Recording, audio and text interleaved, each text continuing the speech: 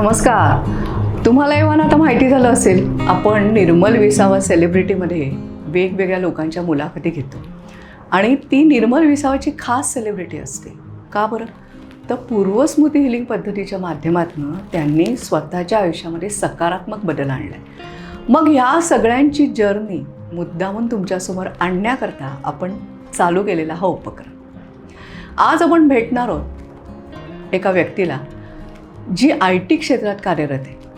अर्थात बाकी सगळे डिटेल्स तिच्याकडनं आपण ऐकूया, पण आपण स्वागत करूया गौरी घाग यांचं. गौरी, निर्मल विसावा सेलिब्रिटी कट्टामध्ये तुझं मनापासून स्वागत. थँक्यू. ओके.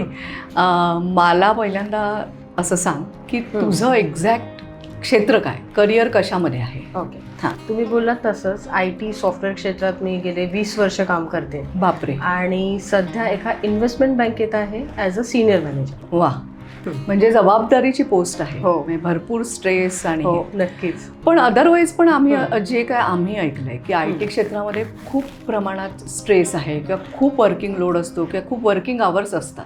बरोबर. तर तसं तुला कसं काय, म्हणजे हा स्ट्रेस काय काय प्रकारचे स्ट्रेस असतात ॲज अ म्हणजे बाई म्हणून किंवा आपण एक कौटुंबिक गृहिणी म्हणून असे काय काय स्ट्रेस मला असं वाटतं स्ट्रेस आपण म्हणू त्या लेवलला असतो.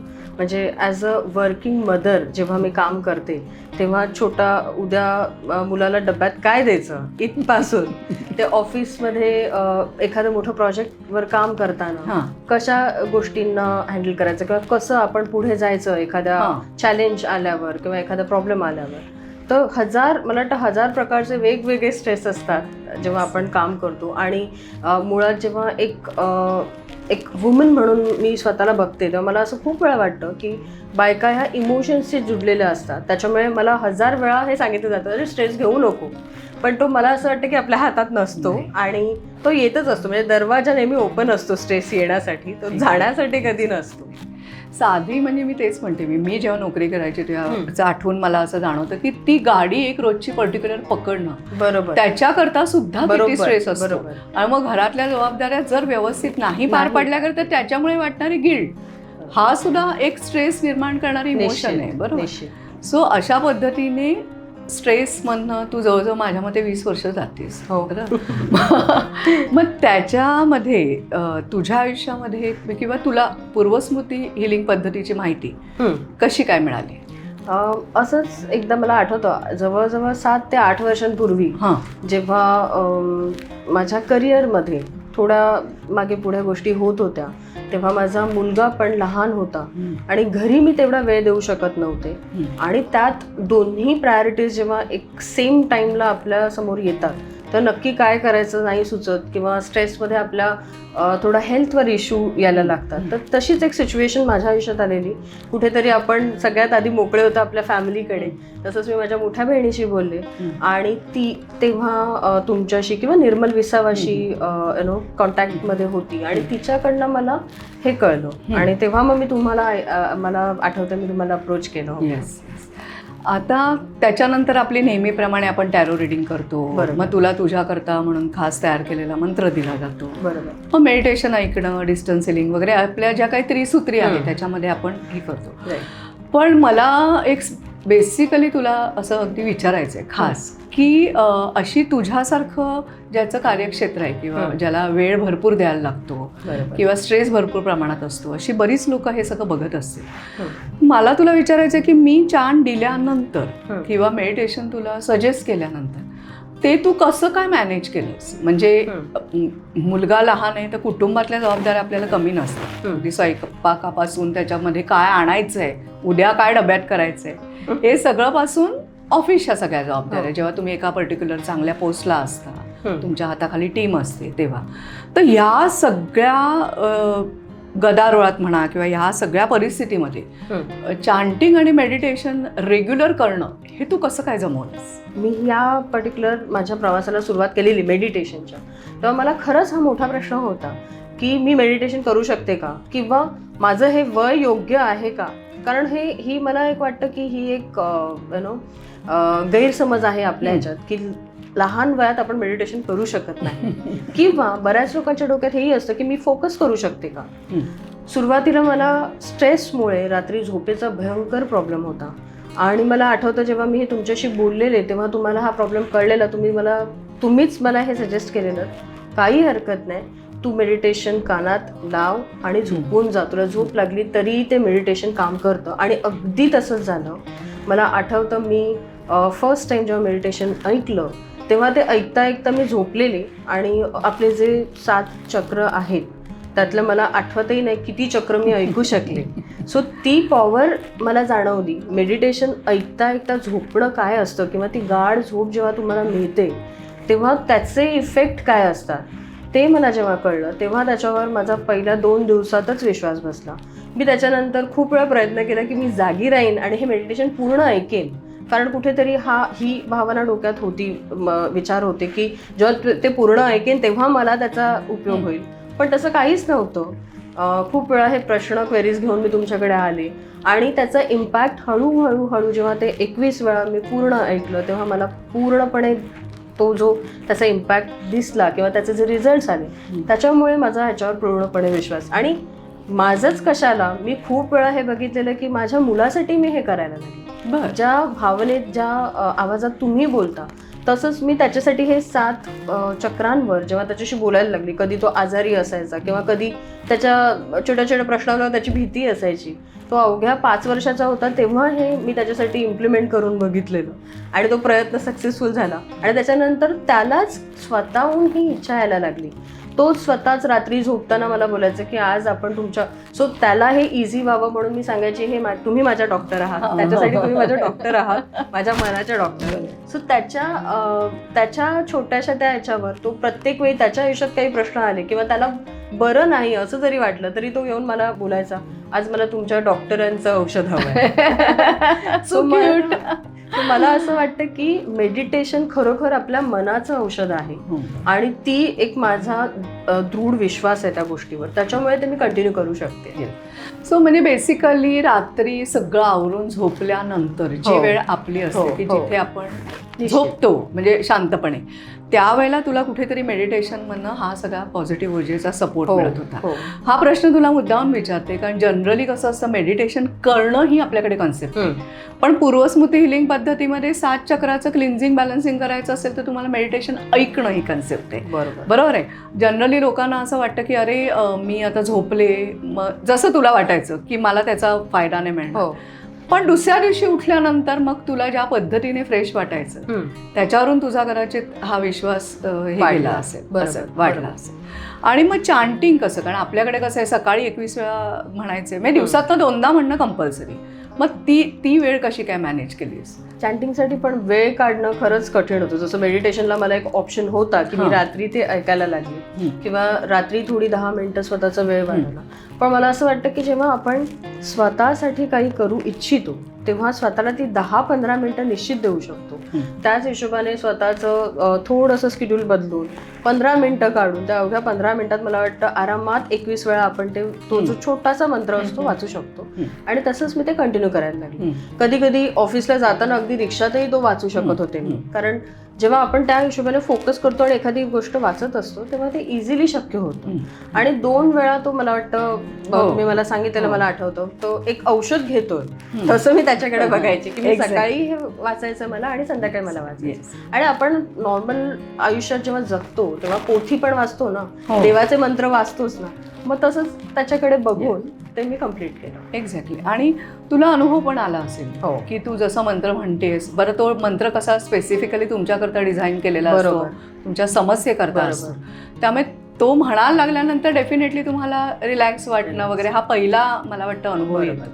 मग माणसाला असं वाटतं चला काहीतरी उतरतंय ओझं आणि म्हणून आपण तो म्हटला पाहिजे. असं मला असं वाटतं ती एक सवयच असते. म्हणजे जेव्हा आपण मंत्र म्हणतो, मेडिटेशन आणि मंत्र ह्याच्यात फरक जर तुम्ही मला विचारलात तर मला असं वाटतं की मन शांत करण्यासाठी आपण मेडिटेशन ऐकतो आणि त्या मनाला एखाद्या गोष्टीची सवय लागण्यासाठी. सो मला जर माझ्या शरीराला काही त्रास होतो तर स्वतःचं मन अजून प्रबळ बनवण्यासाठी एखादी गोष्ट पॉझिटिव्हली आपण सतत जेव्हा बोलतो तेव्हा त्या गोष्टी होतात आणि मंत्राचं हेच काम होतं नेहमी माझ्या आयुष्यात झालेलं. एक्झॅक्टली.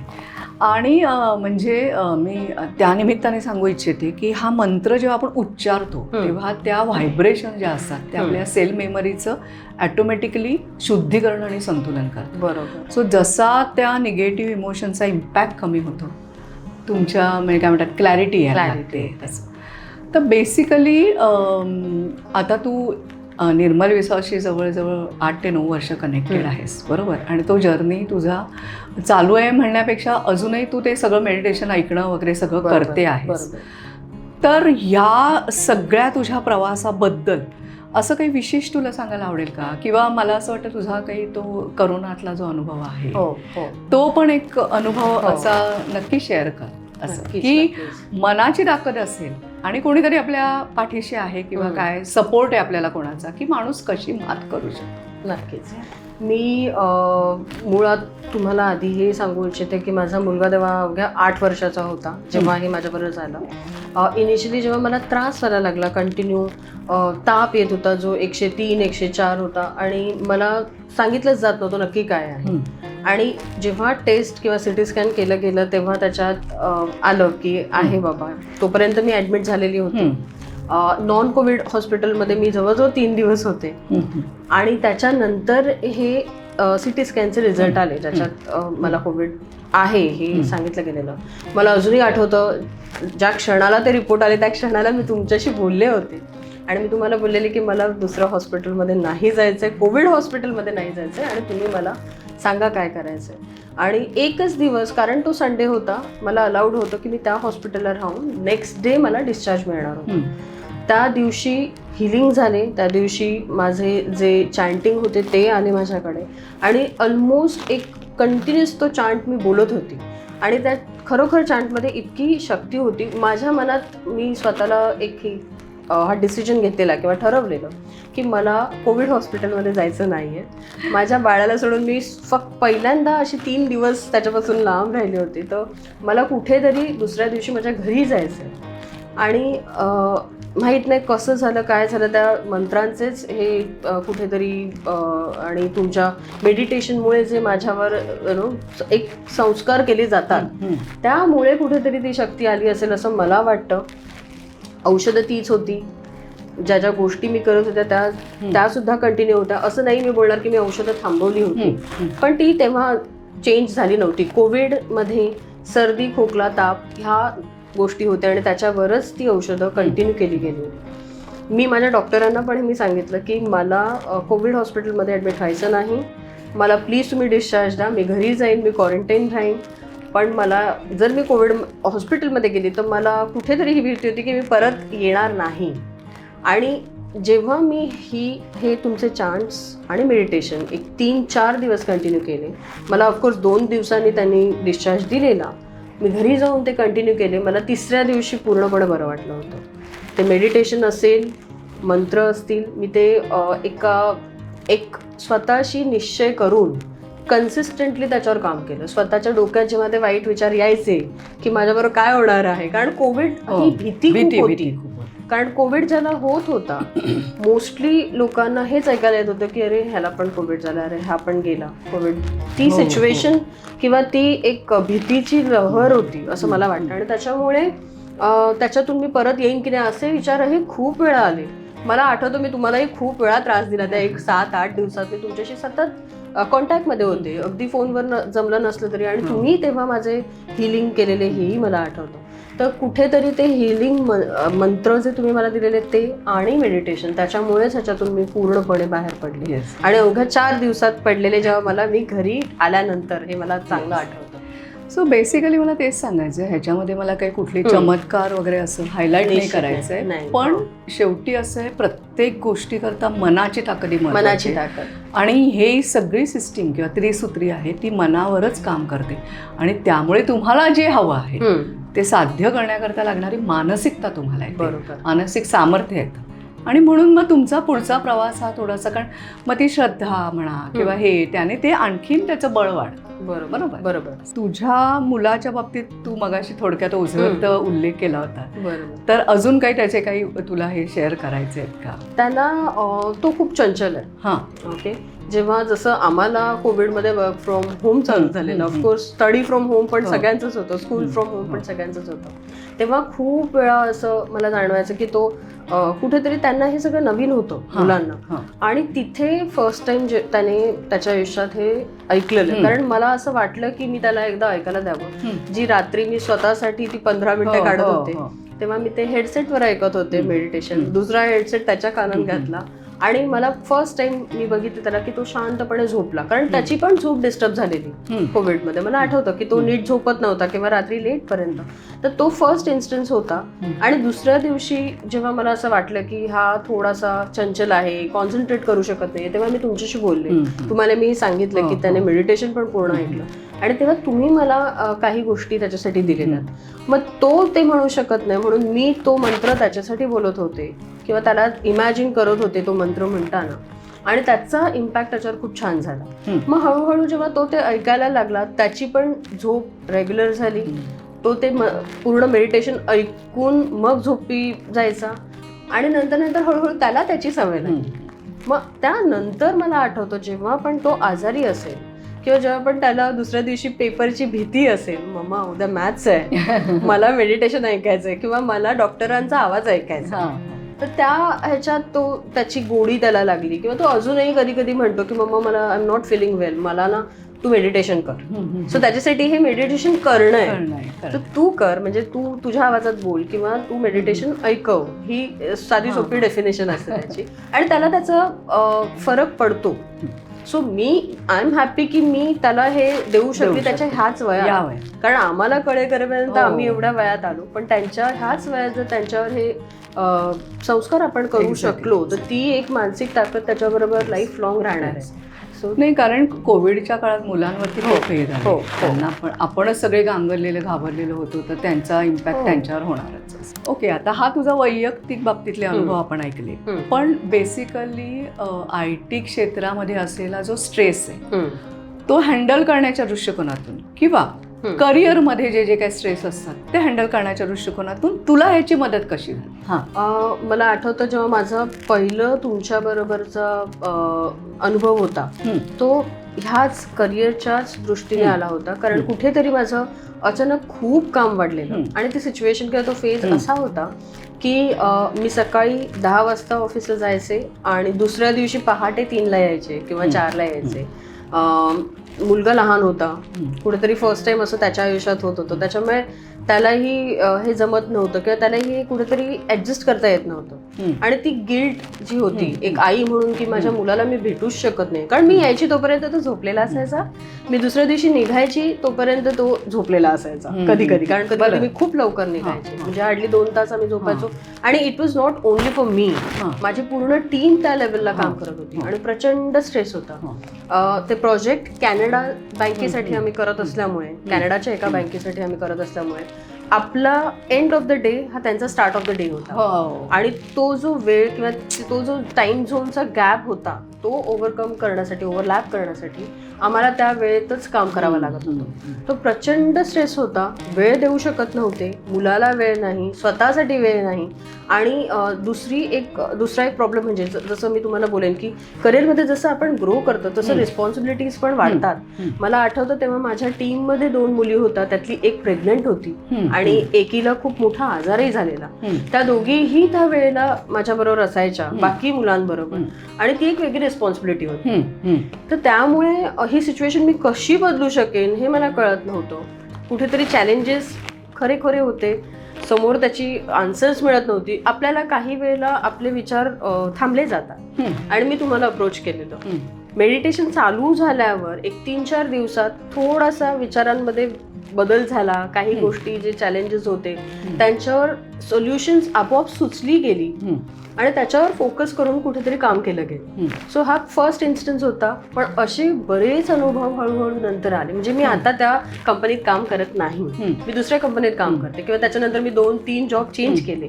पण प्रत्येक वेळी जेव्हा असे काही प्रॉब्लेम आले किंवा जेव्हा जेव्हा मला असं वाटलं, प्रत्येक वेळी तुमच्याशी कॉन्टॅक्ट ऑफकोर्स होत नव्हता, पण मी त्यावेळी मेडिटेशन माझं कंटिन्यू करायचे. रोज मी मेडिटेशन ऐकते, मी असं खोटं बोलणार नाही. आपल्या आयुष्यात आपण ह्या गोष्टी कधी कधी थांबवतो किंवा कधी कधी वेळ मिळत नाही, पण जेव्हा हे असं व्हायचं, प्रत्येक वेळी मी त्या मेडिटेशनकडे परत गेले किंवा तुम्हाला अप्रोच केला, मला ते चान्स मिळाले आणि त्या सिच्युएशनमधून बाहेर यायची एक चांगली बुद्धी किंवा चांगला विचार कसा आपल्याला हेल्प करतो हे मला दिसत गेलं.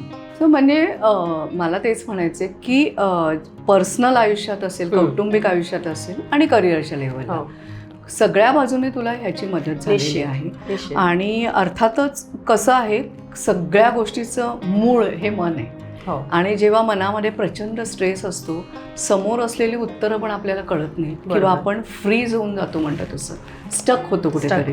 आणि मग जसा हा ताण ह्या सगळ्या गोष्टीने हळूहळू कमी होतो, आपलीच उत्तरं आपल्याला सुचायला लागतात आणि आपल्याला वाटायला लागतं की मी हे मॅनेज करू शकते, बरोबर, किंवा हा स्ट्रेस हँडल करू शकते. तर ह्या सगळ्या प्रवासाबद्दल म्हणजे हा तुझा अनुभव आहे, तो आपण मांडला लोकांसमोर. तर तुला इतरांना काय सांगायला आवडेल? इतरांना मला असं सांगायला आवडेल की ह्या मेडिटेशनकडे किंवा मंत्रांकडे एक मनासाठी आपण काहीतरी आपल्या करतोय, एक सवय असू देत, एक औषध असू देत, असं बघून त्यांनी सगळ्यांनी थोडंसं ह्याच्याकडे सिरियसनेस द्यावा. मेडिटेशन जमेल नाही जमेल हा विचार करून स्वतःला रेस्ट्रिक्ट करण्यापेक्षा एकदा करून बघा, एकदा ऐकून बघा, ऐकता ऐकता झोप येऊ देत आणि तुमचा पुढचा प्रवास चांगला होऊ देत. तुम्ही प्रयत्न केलात तर तुमचं आयुष्य चेंज होऊ शकेल, जसं माझं झालंय. हेच मी सांगू इच्छिते की तुम्ही प्रयत्न करा. सो अशा पद्धतीने आपण बघितलं की IT क्षेत्रामधला स्ट्रेस तिने मेडिटेशन आणि चॅन्टिंगच्या जोरावरती कसा काय हँडल केलेला आहे. फक्त IT क्षेत्र असं नाही, एकूणच सध्या करिअर ह्या प्रांतामध्ये प्रत्येकालाच प्रचंड स्ट्रेस आहे, कारण खूप कॉम्पिटिशन आहे. बऱ्याचशा गोष्टी तुम्हाला साधायच्या असतात, अनेक लोकांना हँडल करायचं असतं आणि त्याचप्रमाणे तुमच्या होम फ्रंटवर सुद्धा तुम्हाला वेळ द्यायचा असतो. म्हणजे हे फक्त स्त्री असं नाही, पुरुषांच्या बाबतीत सुद्धा हे लागू आहे. आणि हा सगळा स्ट्रेस तुम्हाला परत घरी न आणता, तो घरच्या वातावरणावर त्याचा नकारात्मक परिणाम होऊ न देता तुम्हाला जर वावरायचं असेल तर त्याच्याकरता कुठेतरी मनामध्ये एक शांतता किंवा स्थिरता येण्याची गरज आहे. आणि अर्थातच त्याच्याकरता सगळ्यात सोपी गोष्ट म्हणजे पूर्वस्मृती हिलिंग पद्धती. कारण आपण मेडिटेशन नुसतं ऐकून आपल्याही नकळत किंवा आपल्याला झोप लागली तरी जर आपल्या 7ही चक्रांमधली ती सगळी नकारात्मक ऊर्जा निघून जात असेल आणि पॉझिटिव्ह ऊर्जा आपल्याला मिळत असेल तर ह्याच्याहून सोपं ते काय. आणि चॅन्टिंग करण्याला सुद्धा तुम्हाला हार्डली एक 15 मिनटं, म्हणजे जोपर्यंत तुमचा पाठ होत नाही, पाठ झाल्यानंतर 10-12 मिनटं तेवढी स्वतः करता आपण काढूच शकतो जर आपल्याला आपली ध्येय गाठायची, गोल गाठायचे. सो करिअर कुठलंही असो आणि कसंही असो, म्हणजे कुठल्याही क्षेत्रातलं असो, तुम्हाला पहिल्यांदा जी थॉट क्लॅरिटी किंवा मनाची ताकद लागते ती तुम्हाला नक्कीच पूर्वस्मृती हिलिंग मिळवून देईल.